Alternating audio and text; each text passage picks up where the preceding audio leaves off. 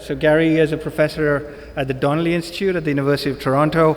Most people, I'm sure you don't need an introduction, but Gary has been one of the key leaders in driving some of the programs in the Human Cell Atlas, and he's also a fearless leader for the liver program, both in health as well as disease.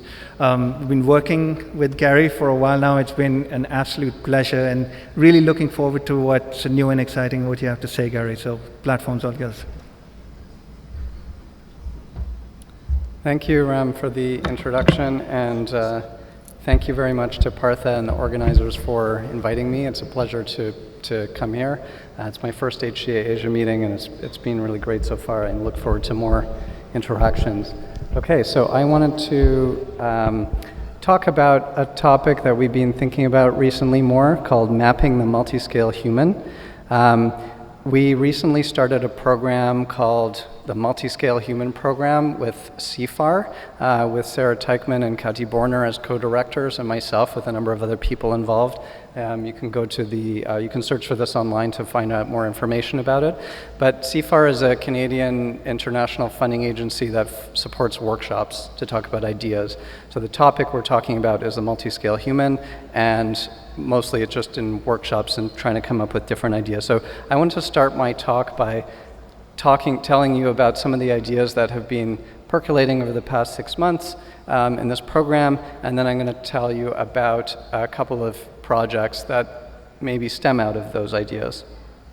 Okay, so the goal of the program is to understand how the human body works across scales, from molecules to organs and the whole body, and eventually to have this understanding be valuable for medical applications. Right now, all of us are working on understanding the human body. Traditionally, people working on this topic have been siloed across scales. Molecular biology and cell biology focuses on one scale, and physiology and medicine frequently focuses on much bigger scale.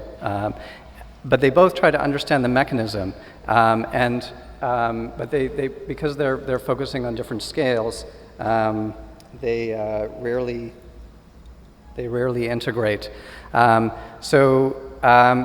There's an opportunity with single cell and spatial genomics to create a bridge between these scales via understanding multicellular tissues. So can we create a unified field that considers how the whole body works across scales is one of the kind of main questions. And one of the ideas that's come out of this discussion is thinking about the genome as the ultimate generative model. And the joke part of this is it's the ultimate model because the genome generates humans, which have created generative AI. But the more serious part of it is that, if we have, is that we know that the genome generates the body, plus environment, of course. And then we can make measurements of the body in many different ways. We can collect single cell data, we can collect molecular data, we can get whole body imaging, and actually all of the publications that we publish about the human body discussing mechanism is another type of measurement about the body. So if all of these measurements that we make about the body, modulo environment, are caused by the genome, they have common information source, then they should be correlated with each other. And actually, we should be able to learn how to relate them, and we should be able to relate things across scales as well. But there's a challenge in doing that. So this is part of the idea. This picture here is a transformer deep learning network. That's kind of one of the technologies behind the ChatGPT phenomenon. So it's just meant to illustrate an idea that there's a machine learning system that kind of has a bunch of parameters and can generate things, including maybe the whole human body. So is machine learning a good approach for us to understand the body? Fundamentally, evolution works by copy and mutation operations. Of course, there's a recording device that saves the information, but interestingly, copying generates redundancy. So when we measure cells, we see a lot of redundancy between cells, and that's actually how we identify cell types, right? So redundancy helps with pattern recognition. Mutation generates variation, and we heard Shyam talk about the importance of variation today. I would argue that variation is also critical for helping link data measurements with regression. So if we have data measured by different modes, different types of data, if they co-vary, they correlate, then we can learn to predict one from the other. And actually, without that variation or covariation, you cannot understand causal relationships. So variation is critical for us to understand the mechanism. Now, machine learning might be helpful for pattern recognition and understanding and maybe even generating causal relationships, but most machine learning these days is a little bit problematic from the mechanistic understanding point of view because typically these are black box systems. So we need to force ourselves to generate interpretable machine learning systems to gain mechanistic insight. We cannot rely on a black box. There's a philosophical conversation that I'd love to have with anybody who's interested, but I think I'm firmly on the side that we need mechanistic insight. We can't rely on black boxes to run our lives. And the multiscale thinking idea is a bit new in terms of machine learning, so we need to think about that as well. Genetics is interesting to discuss here because it's an established multiscale model.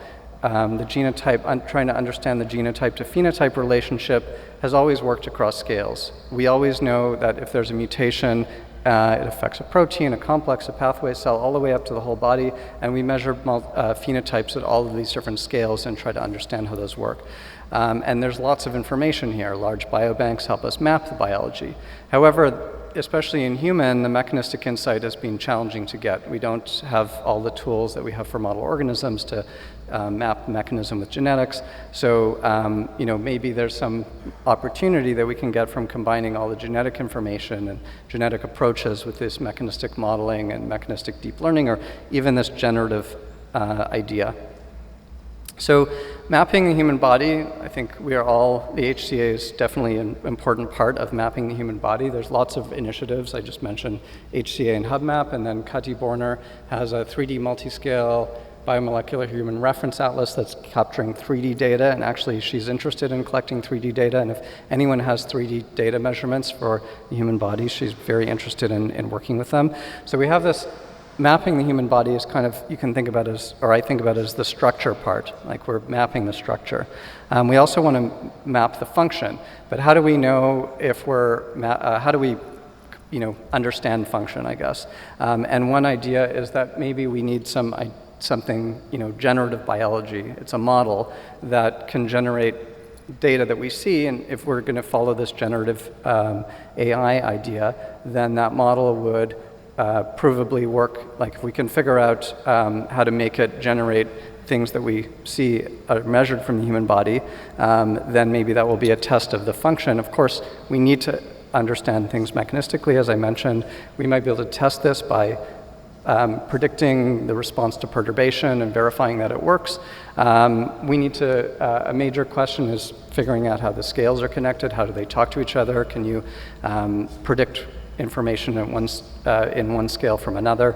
And if we're able to do this, of course, there'll be lots of medical applications. So that's the first part of my talk. I just wanted to talk about that idea of mapping the multiscale human, and I'd love to have conversations about this with people at this meeting to further develop this idea and extend the conversation. So the next thing I want to talk about is the liver network project. So HCA has many networks, as you've heard about at this meeting, from a number of them. Myself and Alan Mullen in Boston are volunteer coordinators of the liver network. So this is really just a collection of people that are interested in liver single-cell genomics, and we regularly meet and talk and share ideas. Throughout that discussion, there's been some great projects that have come out of it. One of them was a grant from Chan Zuckerberg Initiative to map the human liver diversity over a lifespan. Over time, various different things have been published. This involved many people.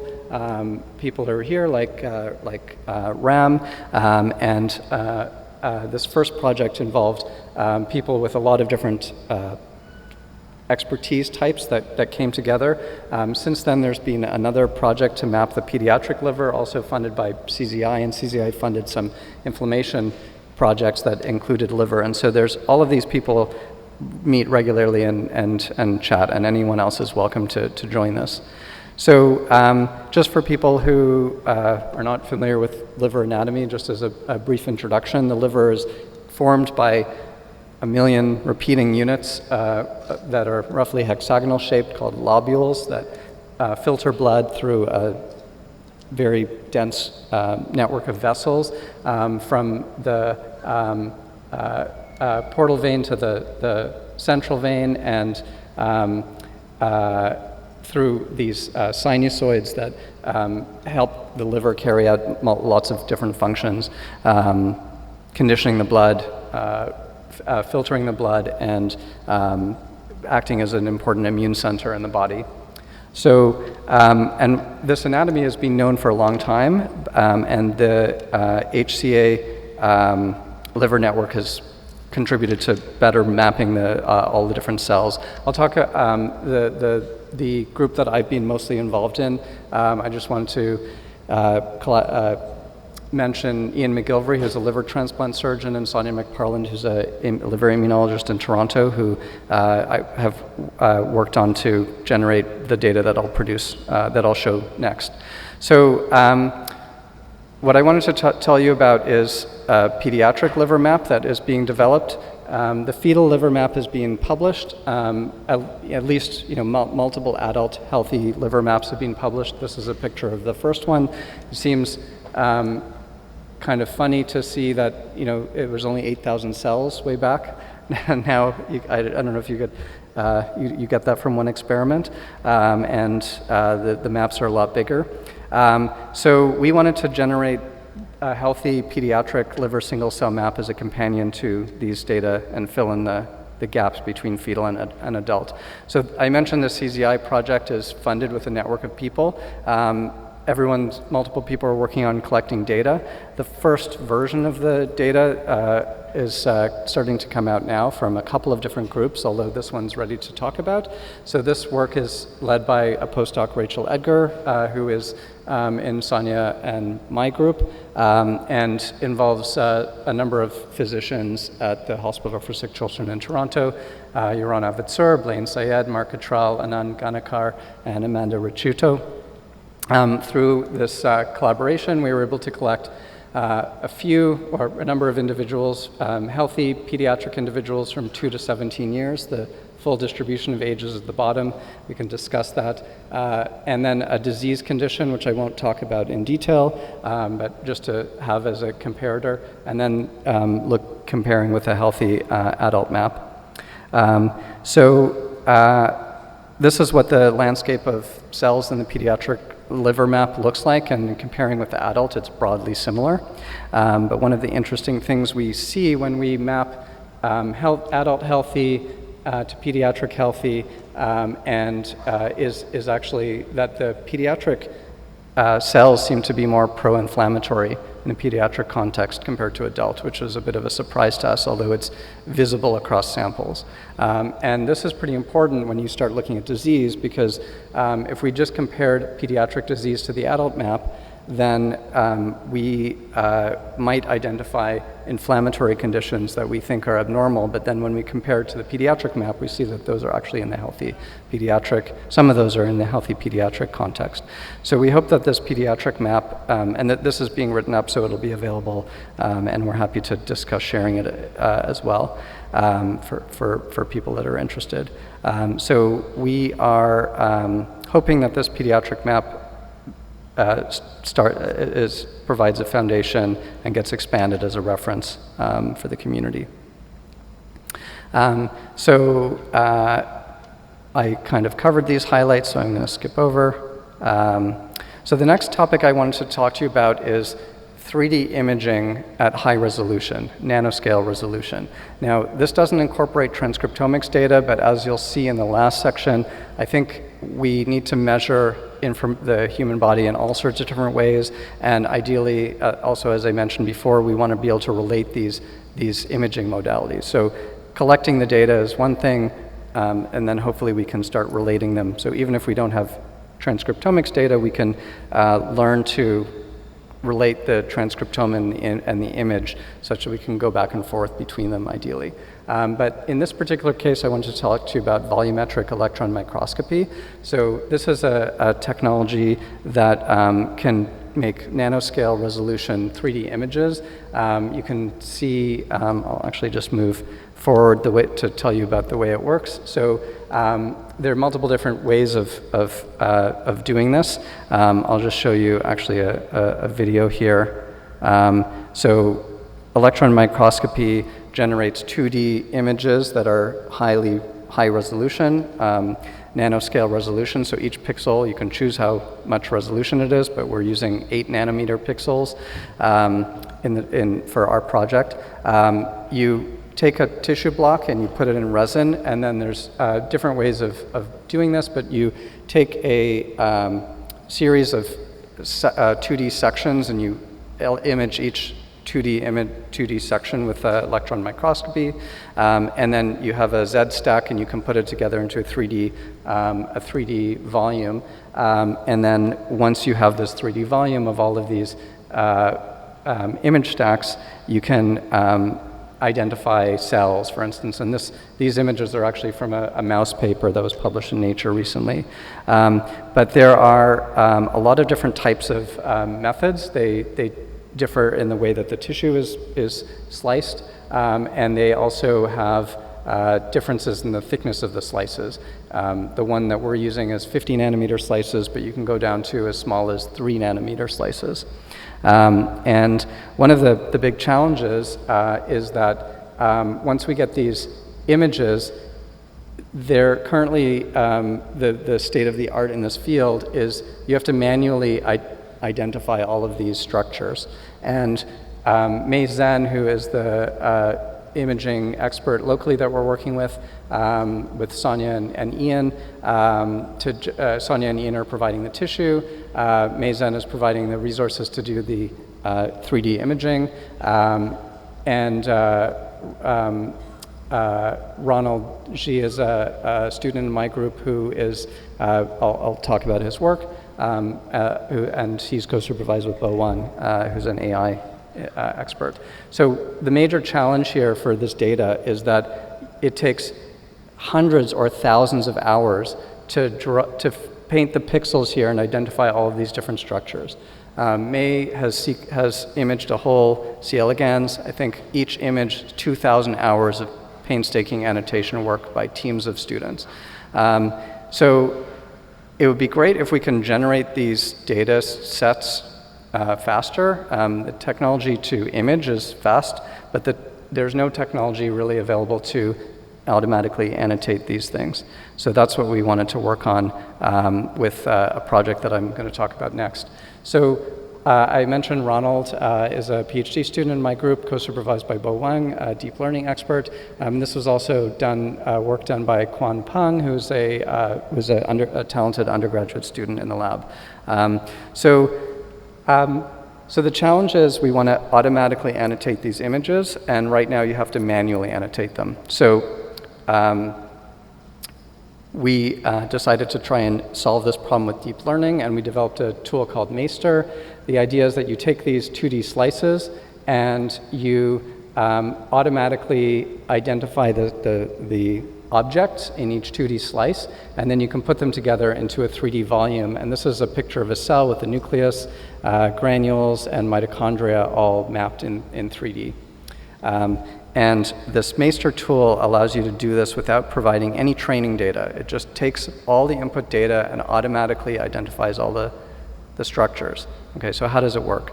It uses a autoencoder idea. So the idea is, and this is very similar to how ChatGPT is created. So in AI or machine learning, the kind of traditional way of creating the system is you have to provide some training data, some gold standard training data, and traditionally that's been manual.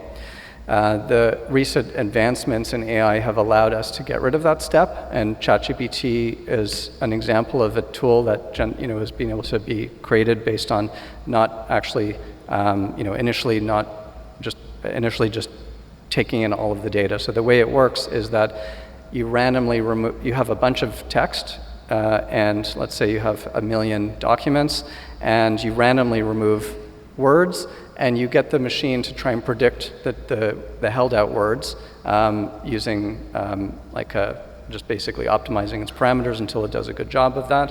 And then you can test that how well it did against the words that you held out, because you have them. So you just use the data itself to train the system. So here we're using the same kind of idea. So we have these 2D images. We can cut them up into little patches, and then we can remove some of the patches. And then we take those patches and we encode them into a multidimensional space that's internal to the machine learning system, and then we decode them back into what should be these patches. And then we can test how well the decoder, how well the system has learned the structure of the input data by seeing how well the output matches the input for the patches that we removed, just like ChatGPT. What we learn in essence is an embedding of the data. Whenever you hear the word embedding, it's critical in machine learning. It just means a space of relationships between the data points that gets learned. And whenever you look at a UMAP, you're looking at an embedding of the data in 2D, but we can do that in multi-dimensions, and then that embedding kind of learns the essence or the structure of the input data. So by just repeating this process over and over again and changing the variables in this model until you kind of optimize towards doing a good job of reconstructing the input data, you kind of self-supervise your training and learn the essence in this middle embedding layer. Okay, so what do we do with that? So once we learn the embedding, we can visualize it. You can look at it in a UMAP, and we can cluster the data. And you can see that there's clusters here, and it turns out when you annotate these based on the known annotation, you see that the mitochondria, the nucleus, and other structures are visible as clusters here. And so you can, even though we don't know what those are by looking at these plots, we know we can infer that these clouds of related points here are clusters, pixels that are clustering with each other. So we can then put that, identify the segments on the 2D image, and then reconstruct the 3D image. We have a way of making sure that we have, even though we start with patches, we end up with pixel level inference. So just a kind of illustration of how well this system is learning. So if we take the original data, you can see mitochondria, granules, the nucleus here, and these 3D, in these electron microscopy patches. If we remove, if we remove patches 25%, and we train the autoencoder, it's able to reconstruct images that look like this, and you can compare that to the original data. It looks not bad. If we remove 50% of the data, we can do the reconstruction. We start losing some features, but it's still not bad. And then if we mask 85% of the data, it's already interesting that the system can learn to reconstruct important component, major parts of the input data, even though it's a lot blurrier. So this kind of illustrates that there's quite a lot of information in images, even if you're missing pieces. And I mentioned that we do this automatic segmentation via clustering. I kind of explained how it worked, but it's interesting to kind of zoom in here and see the structure here. A lot of these things are labeled here as unrecognized. I think that's mostly because we just didn't have annotations for that information. We took an example data set that was from mouse beta cells that was imaged and publicly available. So it's kind of also interesting to see, we just labeled all of this mitochondria, but it looks like there's structure within this mitochondria. So if we looked at this further, we might see different types of mitochondria, different types of mitochondria structures. And of course, we want to do this on whole cells and whole tissues eventually. So Meister, this is the original image for a particular cell. This is the ground truth that was manually annotated by the original authors. Here's a method that was published the year before that tried to solve this problem, and this is our method that is doing better. Now, it's not perfect, but I think already it's generating a lot of useful information. We can count the mitochondria per cell. If we have hundreds of cells in our image, we can count all sorts of interesting information about them and start relating it to the types of cells that exist, because we can infer the type of cell based on their morphology. Okay, the last project I wanted to talk to you about is another project with the dream team of Ronald, Kwan, and Bo, and it is, they named it, or Ronald named it, BLEEP, bimodal embedding for expression prediction. So the idea of this is to kind of get back to what I was talking about in the beginning of my talk, that if we make measurements of the human body in different ways, how can we relate them? And in this case, we're trying to use machine learning and deep learning to automatically relate H&E images with transcriptomics data learned from Visium, 10x Visium, or spatial transcriptomics data sets. So generally spatial transcriptomics, but the data type that we use is 10x Visium. So in any 10x Visium experiment, you generally have a H&E image that is your stained tissue, and if you have a high resolution version of this, you can zoom in and see interesting information about cells. And we also have all of the transcriptomic measurements overlaid on this image as little spots, each one representing a little RNA-seq experiment that represents a small number of cells. So we wanted to try and figure out how we can predict gene expression from the H&E image or vice versa. So the way that this works for the machine learning people in the crowd, we're using a joint embedding approach. So joint embedding, I mentioned this embedding idea again. The idea of a joint embedding is that you take images and you encode the images so that they are represented as vectors in a multidimensional space. Again, that kind of represents the essence of the information that's in the images. We also do the same thing with transcriptome using an expression encoder. And then we have we run the learning method, and the optimization function is trying to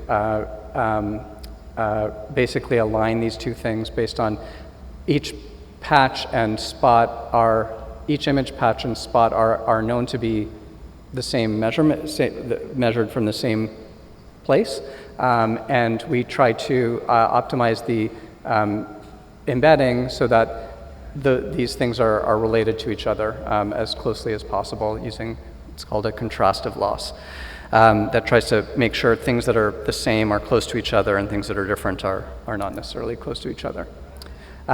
So then once we have learned this relationship between the images and the transcriptome, we can take an H&E image, for instance, and encode it in its latent space that we've learned, and then map that latent space to the expression version of it, and then we can basically infer or decode out an expression measurement or predicted expression measurement.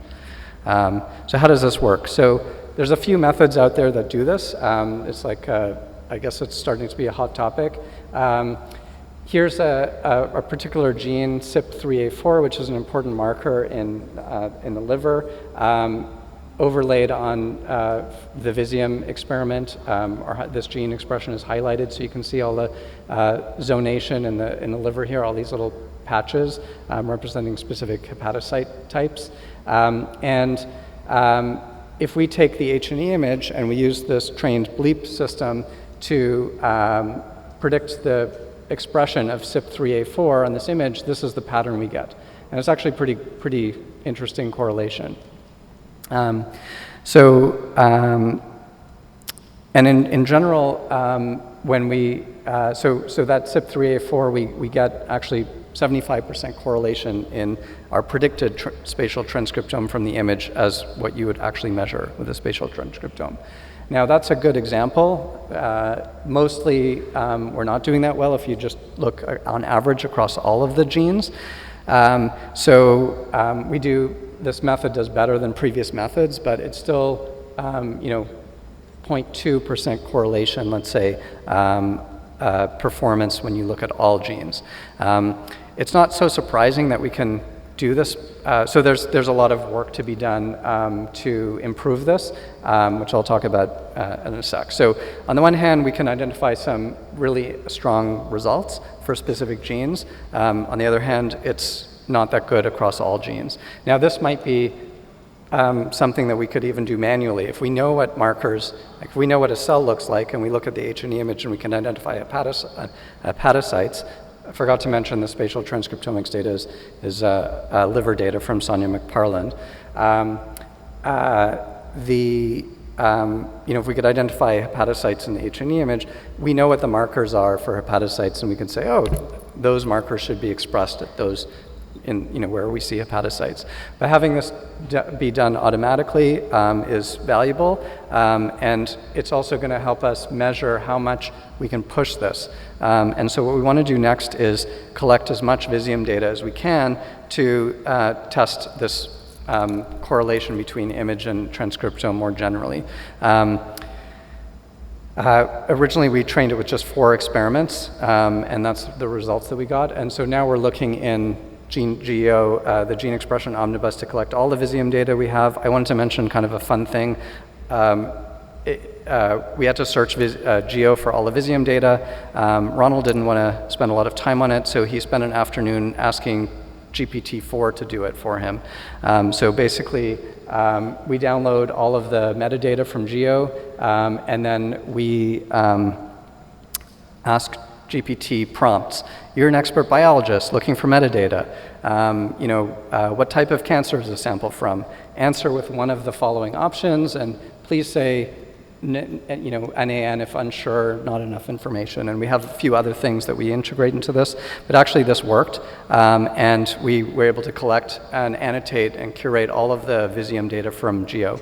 Now, interestingly, one thing that we found out is that less than 20% of the Visium data sets that we found were shared with the original full resolution TIFF files of the H&E image. So I just wanted to mention kind of a public service announcement that when you're sharing Visium data, please make the original, like 2 or 3 gigabyte original TIFF files available. Most people are not doing this, and we can't use the low resolution images as effectively as we can. We kind of want the high resolution images to get the best performance. We are thinking of ways of using the low resolution images, but probably the best way is actually emailing everybody to ask for high resolution images. If anyone has Visium data that's close to being published and would like to share with us, I would be very interested in talking to you. So that's all I wanted to talk about today. I mentioned a number of people along the way. The acknowledgements for the last couple of sections are here. For this bleep work is here. And again, Bo, Ronald, Kwan, Sonia, Sai, Katya, they generated data. These are students in Bo's group that helped with machine learning insights, and we're also funded by CZI for some of this work.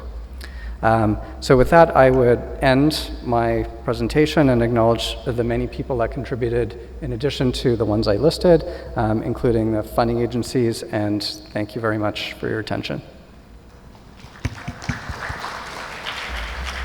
Great. Thank you so much, Gary. I'm sure you have questions. It's working, yeah. Ishan Gupta from IIT Delhi. Really great work, especially the last part.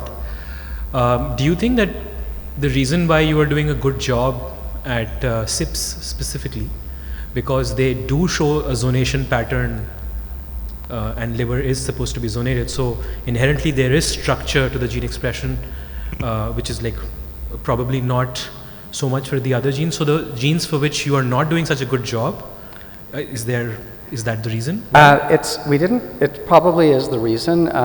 We didn't check specifically, and so that's actually a great idea for us to go back and look at all the genes and see if they, the ones that we are predicting better actually have patterns that you can identify, which we can just see from our transcriptomics data. So that's a good idea to look at. And a second technical question, what's the training data set size that you're using? It was 4 Visium experiments, but each spot image patch is a training example, so we have thousands of training examples.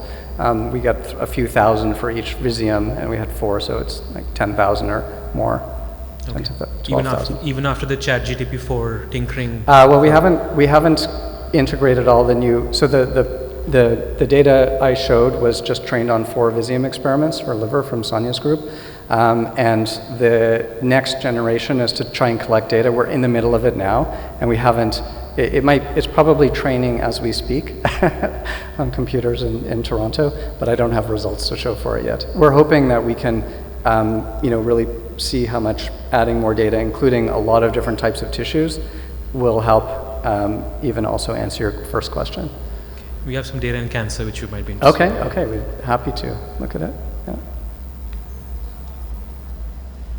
Hey Gary, very nice talk. Quick question about Meister. So you used mask training, and then without showing any supervised data, how are you able to do these segmentations? The segmentations are just clustering the embedding with k-means clustering, and there was a little bit of tuning to just identify the right k, but that's it.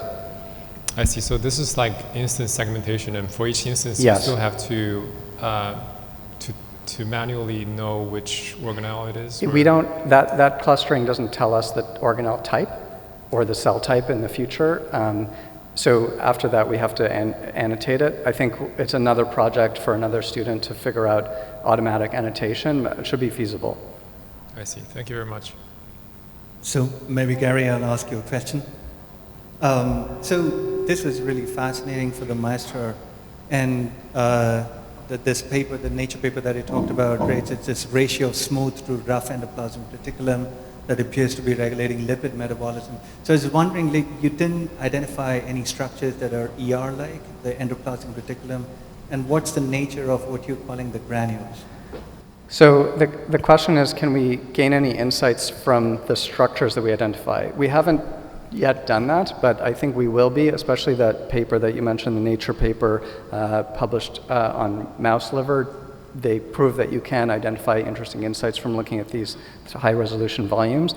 The nice thing, I think, that the big, as I said, the big challenge with applying volumetric electron microscopy is just it doesn't scale, and the missing piece is this automation.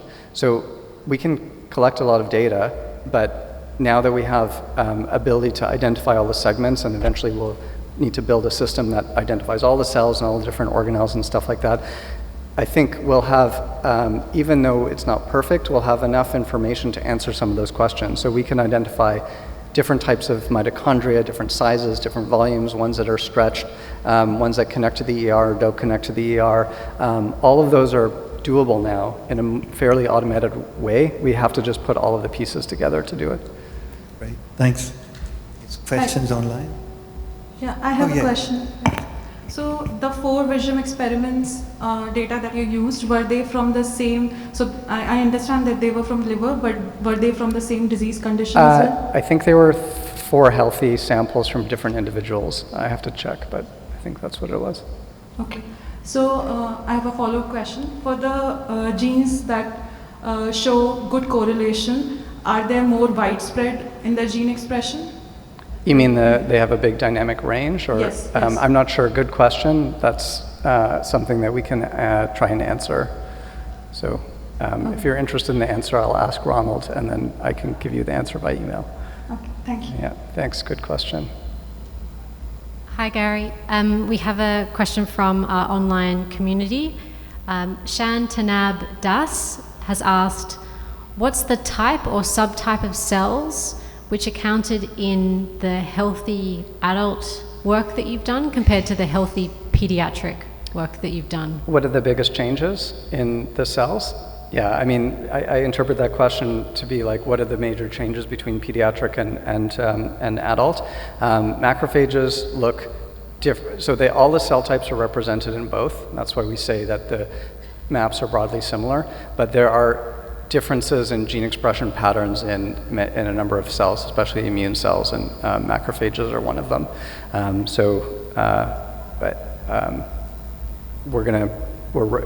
We're getting ready to submit a paper that describes those in more detail, and we're happy to talk to people in advance if they're interested in the details. Great, thank you so much, Gary. And if there are no more questions, thanks again. Okay, thank you again, everybody.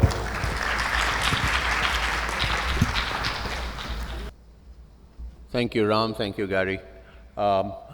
Is Carolyn online yet? She is? Okay. So we have another funder's Yes, talk. I'm here, Partha. Yeah, hi. Hi, Carolyn. How are you? Hello. Good. So let me just introduce Carolyn to you. She's an epidemiologist. She's a biostatistician.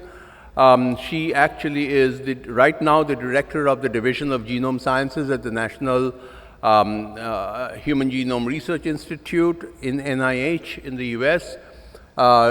She had led the Cancer Genome Atlas project that was a sort of predecessor to the International Cancer Genome Consortium.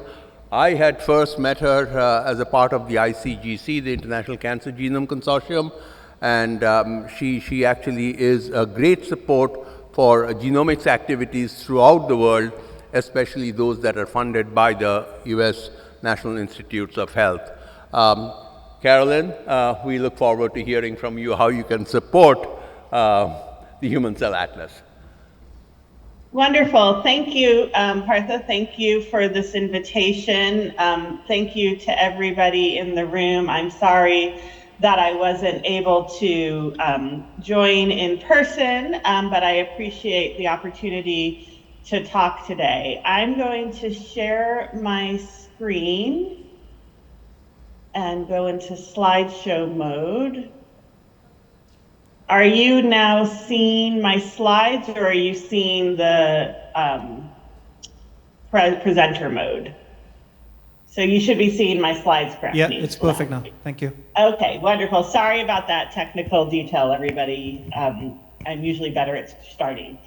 So yeah, I just wanted to talk a little bit today about advances in single cell analysis at the forefront of genomics, coming with my perspective from the National Human Genome Research Institute and a funder at the National Institutes of Health. And really, I want to call out to all of you as a group what I see as 3 challenges from that perspective that the field should be working on, many of which you already are, but just having the opportunity to call them out and really highlight why I see these as important challenges for the field to be addressing. So just to back up for a moment, because I know this is an international meeting, I always like to start by just introducing what I mean when I talk about the NIH, or the National Institutes of Health perspective. So the National Institutes of Health in the United States has the mission to seek fundamental knowledge about the nature and behavior of living systems and the application of that knowledge to enhance health, lengthen life, and reduce illness and disability. At a high level glance, the NIH last year received $47.7 billion in funding as an entire institution. There are 27 institutes and centers at the National Institutes of Health. So rather than sort of behaving as a single unit, we actually tend to behave as a union of these 27 groups. This graph on the side just shows the 2020 funding levels by institute. The details of this aren't important, except to note that some institutes like NCI, or the National Cancer Institute, the National Institute of Allergies, Infectious Diseases, National Heart, Lung, Blood Institute, are much larger than some of the smaller institutes. Down here at the bottom is the Fogarty International Center, and National Institute for Minority Health and Health Disparities, et cetera. There's a variety of things, but overall, these 27 institutes and centers are responsible for the stewardship of this almost $50 billion. About 80% of the funds are awarded through competitive grants, and we fund over 300,000 researchers in every US state and around the world. And to this audience, I do want to remind everybody that NIH does provide international funding, although there are some limitations in how we do that. Another 10% of the money, so 80% is awarded out, 10% supports scientists and researchers working in NIH labs. And then the remaining funds cover sort of facilities, maintenance, staffing costs, et cetera, other activities to sort of maintain the overall sign of that.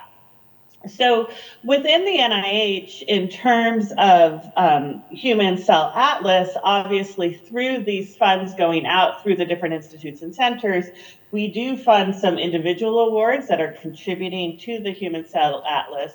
But you're probably familiar that one of our major efforts is actually the Human Biomolecular Atlas program, or HubMap. HubMap is an NIH Common Fund program. So in addition to those 27 institutes and centers, there's an Office of the Director. Funded out of the Office of the Director is HubMap, which is really aiming to be a multi-scale spatial atlas of the human body at single cell resolution. This program is in its second phase, or what we're considering the production phase. So the first phase of the program really focused on the technology, structure, background to decide what to do and how to do this. And starting in 2022, moved into this larger scale production phase. If you're not fairly familiar with the program, I would really encourage you to check out both the HubMap data portal, which will show and share the type of information available, as well as the 2023 publication package, which came out in Nature this past summer. One of the highlights from that publication package was a perspective that really talked about what the future steps are for HubMap, and relates to some of that question that Partha was asking about what does the NIH see as major future directions in this space. And so one of that was the need to have a comprehensive map from a diverse set of donors, thinking about coming in and aligning the output of different technologies. As I discussed in the first phase, there was a discussion about what are the best different technologies to use in making this type of biomolecular map. And then we need to think about how do we align the output, understand how to integrate different technologies and bring them forward, improve the metadata, the standards, the visualization tools and data integration to bring the data together, workflows to really think about how do we scale all of this, how do we move to the types of scale that you all are doing and are needed in this space, and really highlight more of the biological applications, including some key use cases of what does having this type of information do to really improve our understanding of human health, coming back to that NIH mission, coming back to that ultimate goal of using this type of information to improve human health. So one of the things that I thought of in looking at this is we have the Human Cell Atlas, we have the HubMap, coming from a very NIH focused perspective.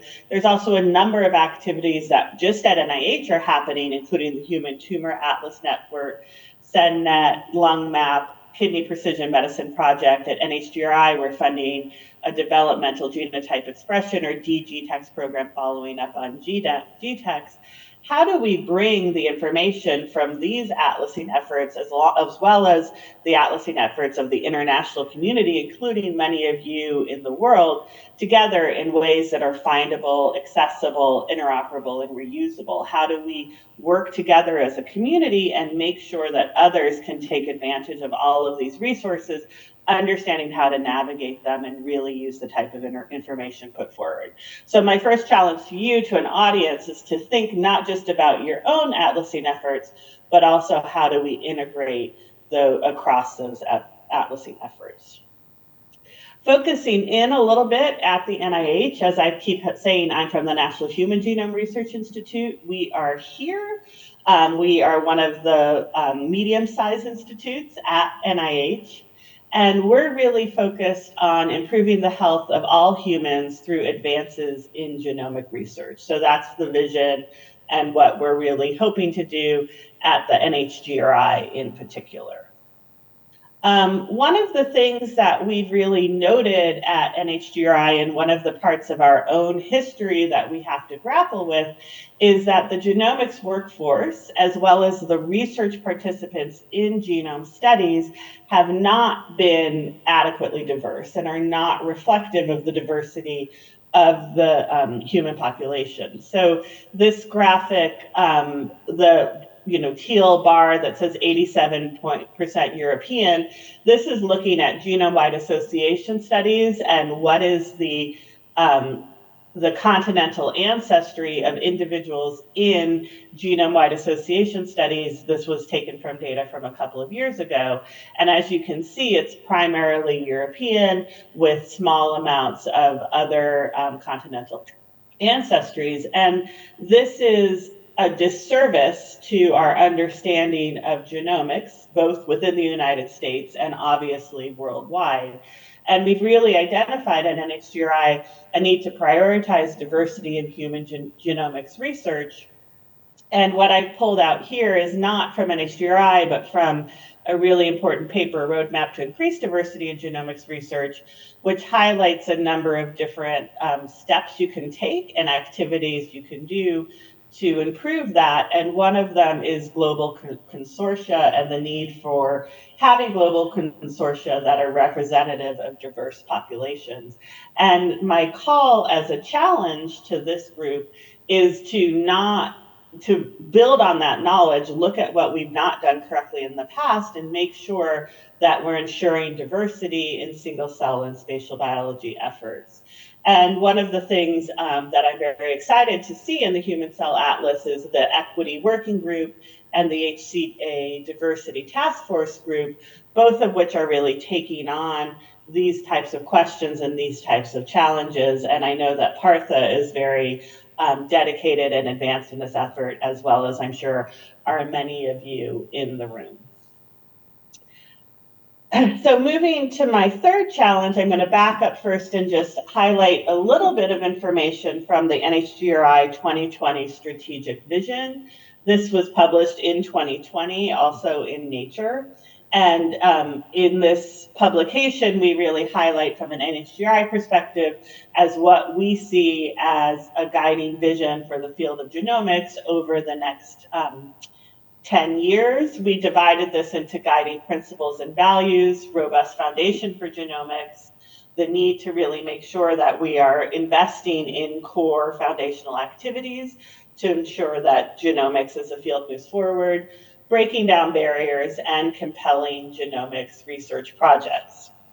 And in the context of this short talk, I thought that I'd just call out for you, in the context of these compelling genomics research projects, places where we really see single cell, human cell atlas types activities coming in and being valuable. One is we saw a call out specifically to the value of acquiring an increasingly comprehensive view of the role and relationship of genes and regulatory networks in pathways and regulatory elements in pathways and networks. And if you go a little bit more closely into the details as we outline of what do we mean by that, you need to be able to decipher individual and combined roles of genes and regulatory elements, have robust causal models to predict the types of phenotypes that come from the certain variation in genes and regulatory elements, and the need to really make sure that we're thinking about these questions and addressing them in all of the different types of complexity that can impact these pathways and networks.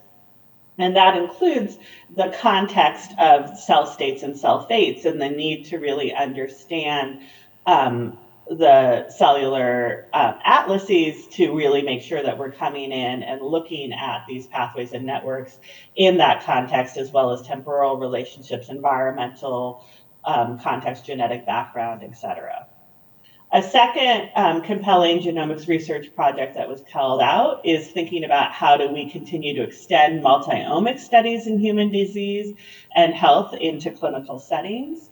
And how do we really think about connecting multi-omic data along with clinical variables and outcomes, again, in tissue and cell-specific analyses, and the need to have that cell-specific analysis as we bring this in, integrate this data, and then again in those biological use cases that I was talking about with HubMap, how do we connect this to electronic health records, clinical decision support, the other types of activities that would be needed to really translate these things into genomic medicine or clinical settings.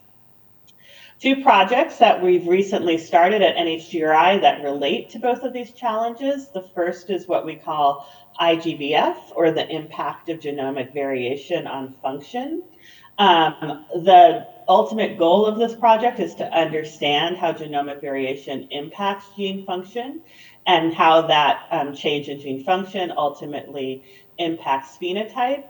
There's a focus in this program to identify and systematically perturb genes and regulatory elements, put them in the context of those types of network level understanding and predictive models relating to that grand challenge I pointed out, and ultimately develop a community resource in terms of a catalog of variant impacts, as well as community resources for the data, tools, and models. And a second new project that I want to highlight is our Multi-omics for Health and Disease. This just started funding this past fall, and I mean, just in the past couple of months. And in this case, we're interested in understanding the application of multi-omic technologies in ancestrally diverse populations. How do we come in with environmental exposures and longitudinal measures along with these multi-omics? And again, make sure that we're thinking about this, relating back to my first challenge, in generalizable ways that can allow for data integration and combined analysis. And again, having a community resource in terms of a harmonized multidimensional data set. So as I think about this activity, the challenge that it causes me to think about, and what I really put forward to this group to consider, is how do we connect cell atlases, the types of activities happening in the human cell atlas, with the types of activities that are happening in more sort of functional genomics and human genetics, the type of activities that we focus on more at NHGRI, although we obviously are at NHGRI considering human cell atlases. How do you think about GWAS and the more current sort of variant to function type activities, and how can those inform cell atlas activities and vice versa? And so in the end, and as what I really wanted to highlight in talking with you all today are what I see as 3 key challenges that, as I said, I know the field's already taking on, but I really encourage and continued attention to, which is how do we have collaboration and integration across the various atlasing efforts, ensuring diversity in single cell biology and these types of activities, and in a forward-thinking way, how do we connect these types of activities with functional genomics and the human genetics activity. So with that as my final thing, I wanted to make sure I had some time for questions, and I'll pull my slides down so I can sort of see you all better and move on to that.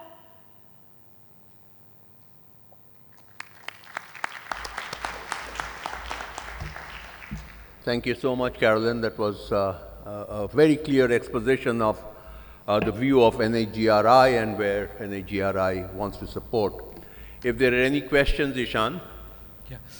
Hi, Carolyn. Thanks for the overview. Is it possible to turn the Hall A camera on? I could see people before, but I can't see people now. It's okay if you can't. If I could, it would be nice. It's nice to see people. Yeah. Yeah. Go ahead with your question. Okay. Yeah. Thanks for the overview. So I have a question regarding the challenges that you were mentioning, especially when you talk about integration and yes. Enhancing genetic diversity. So when you talk about genetic data, typically these data sets across borders exist in silos. It's natural to have some controlled access for the raw data. Is there some thought or some discussion around what's called federated learning, where essentially, like you showed in your machine learning models, you can do machine learning or any kind of analysis in the silos, and then you can come together, share the model weights, and do what's called a federated learning infrastructure so that everybody is comfortable with where the data is residing? And yes. Yeah. So yes, that is an area of sort of increased focus at NIH as we ourselves recognize we create some of these silos, and these silos are created with good reason. It's when you're working with human data and human subject data, but you need to have ways to work across that. So we invest in international efforts such as the GA4GH, which I know is working with the Human Cell Atlas to think about that.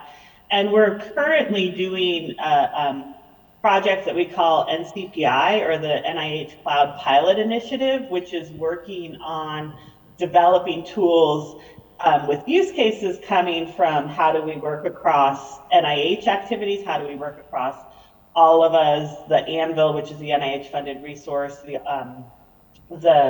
NCI resource, et cetera, with a goal of developing the tools and things needed to allow that type of federated research, federated analyses that you're talking about. Because I don't think the solution is going to be, oh, we're someday going to get all the data together. It's just too much data, and there's, as you noted, very good reasons why for human protection you can't do that. And so we need to be investing in, and we do fund at NHGRI and NIH broadly activities to advance that type of federated analysis.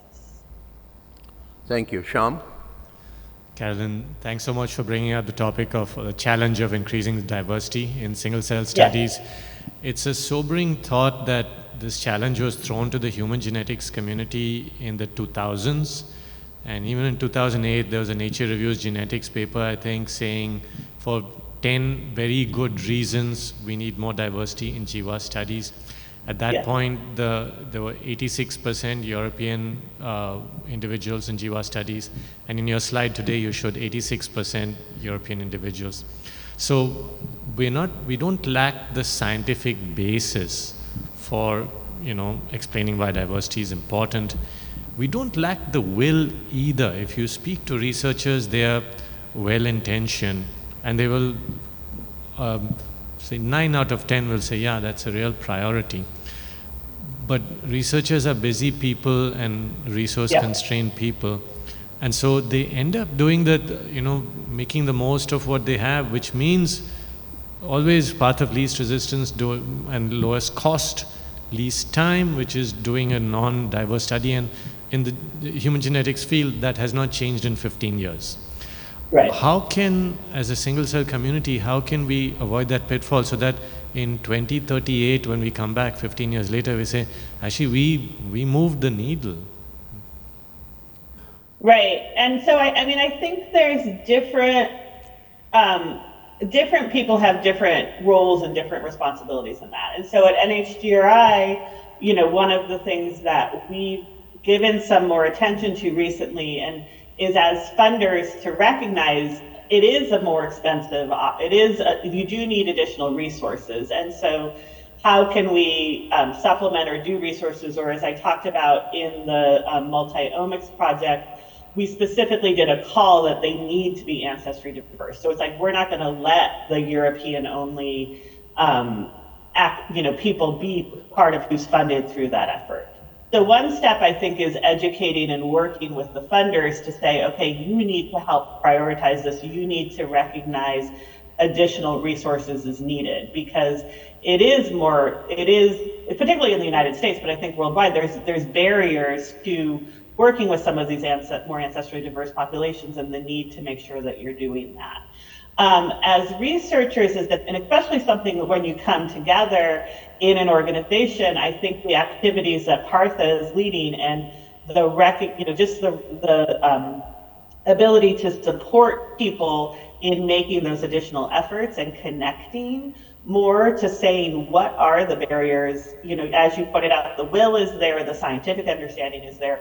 So what are these additional barriers beyond the funding, and how do we put into that? How do we reward the researchers who are taking that challenge on with recognition that they may not initially have the same sample sizes or the same things, but that this contribution needs to be recognized through the ways we recognize and reward in science to continue to move this forward.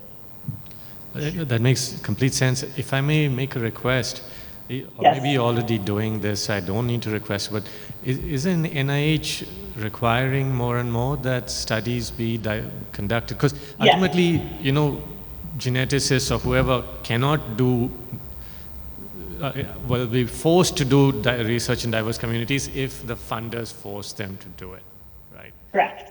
Yeah, and like I said, I think we are doing this at NHGRI and increasingly at NIH, and I think other funders need to be learning this, supporting this message. They're not learning, they know it, but supporting this message as well. Because I do think multiple people play roles, but there's a very clear role for funders in this specific item. Fantastic, thank you. Carolyn, I don't know if you're able to hear me. Can I ask a question? Of course, Partha. So you emphasized the need for increasing diversity in these kinds of studies, both genomics as also in terms of atlasing studies, single cell studies. You also recognize, and we all recognize, that genomically the more diverse parts of the world are also economically more poor. So one of the reasons, I don't know why there's a correlation, but that's a fact. Yes. The reason why there is this lack of diversity is primarily because, you know, funders from the more rich countries are funding their own, obviously researchers of their own countries. My question to you right now is that since, you know, the NIH is emphasizing and has recognized and is emphasizing greatly this, you know, inclusion of diversity, for example, when you have the US-India scientific cooperation discussions, do you actually put it in the heads of Indian bureaucrats or science, you know, the ones who are negotiating with the US counterparts, that there is need for such diversity and that India needs to actually fund more of genomics research or these kinds of research? And I'm taking India just as an example. The same thing would also apply to Africa or wherever else.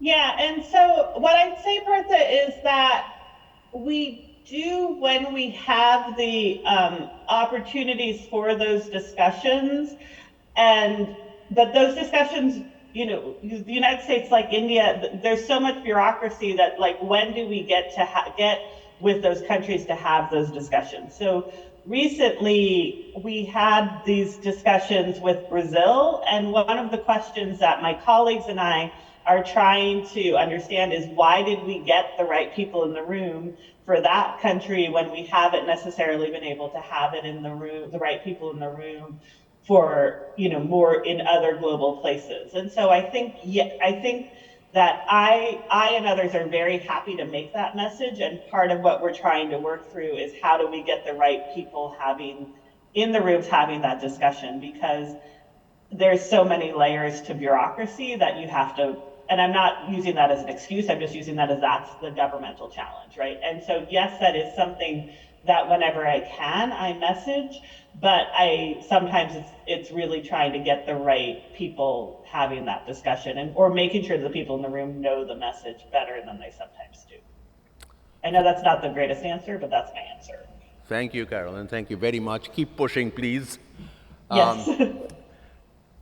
Yeah, there are no more questions. So let me again, on behalf of all of us, thank you for your time, and thank you for your very positive attitude to supporting globally. And that's very, very important for all of us. Thank you very much. And thank you for, I know I went a little bit over, but thank you for the invitation, and I hope you continue to have a very successful meeting. Thank you. Thank you so much.